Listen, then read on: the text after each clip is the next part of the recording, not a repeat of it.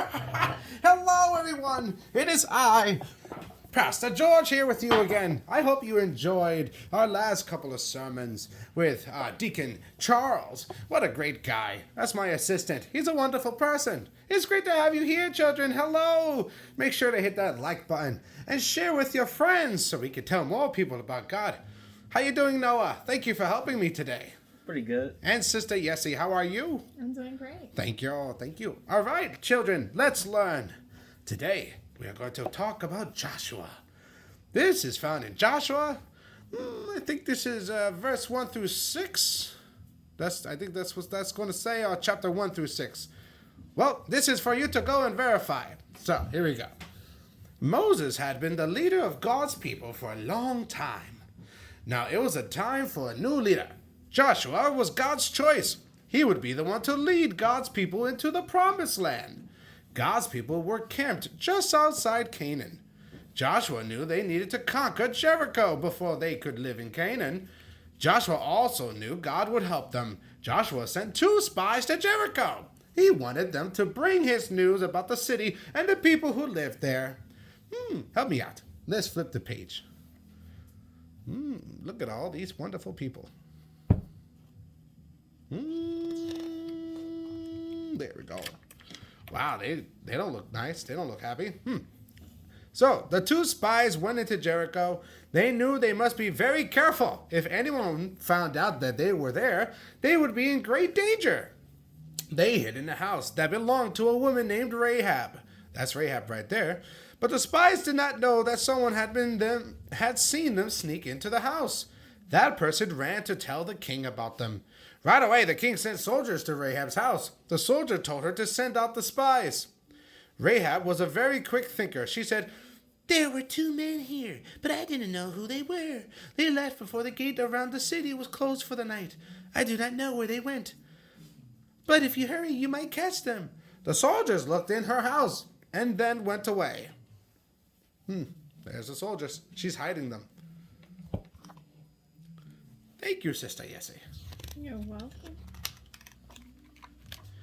All right, there you go. There's the spies, and they're climbing the wall. Rahab had hidden the spies on her roof. She ran up to them after the soldiers left the house and said, We have heard of all the wonderful wonders your God has done. Since I have protected you from the king, will you promise to protect me and my family when you attack the city of Jericho?" The spies made a promise to Rahab. When they came to take over the city, they would make sure she was safe. She would gather her family together inside her home. As a signal to show where they were, Rahab would tie a red rope to the window. The spies went down the rope and went back to the safety of their camp. Then they told Joshua that the people of Jericho were afraid of them and their God. Joshua knew this was good news. There they go. They're going down the wall. And Rahab said bye.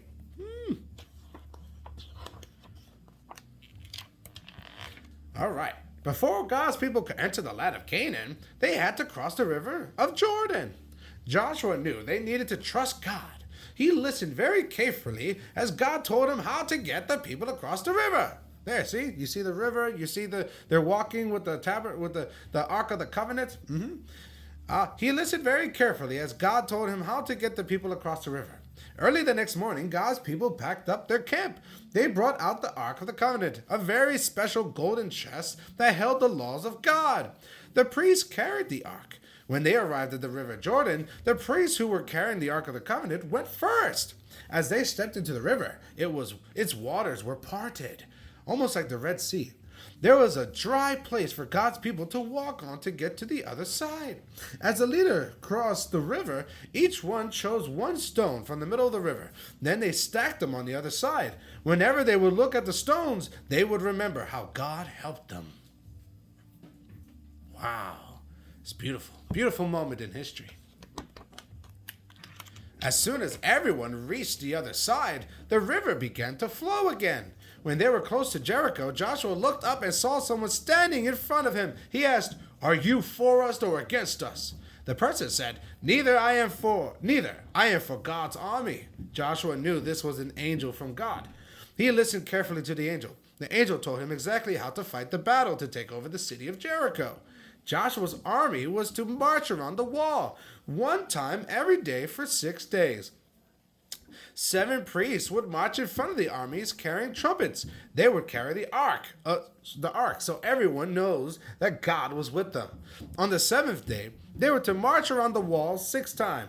On the 7th time around, the priests were to blow their trumpets, and the entire army was supposed to shout loudly. So there's the angel speaking to Joshua what he's supposed to do.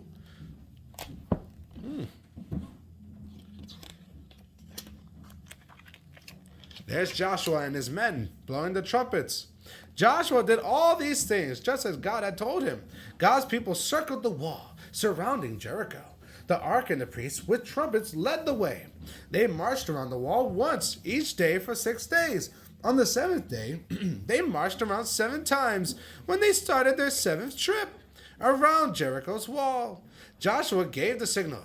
The priests began to blow mightily on the trumpets. All the soldiers began to shout. The city wall began to tremble, shake, and crumble. Then the wall came down, tumbling down. Everything happened just as God had said it would. With God's help, Joshua led God's people to victory over the city of Jericho. They also kept their promise to Rahab. She and all her family were safe. Joshua was glad he had listened to God. Oh, I think that's the end of our story for today. Oh, you are right, Sister Jessie. Yes, this was the end of Joshua's story. But we appreciate all of you for watching. Thank you, Brother Noah and Sister Jessie. Thank you for helping me. And thank you, children, for being here and watching. Make sure to tell your friends. And make sure to hit that like button. I'll see you next Sunday around 3 o'clock. God bless you. Goodbye. Goodbye.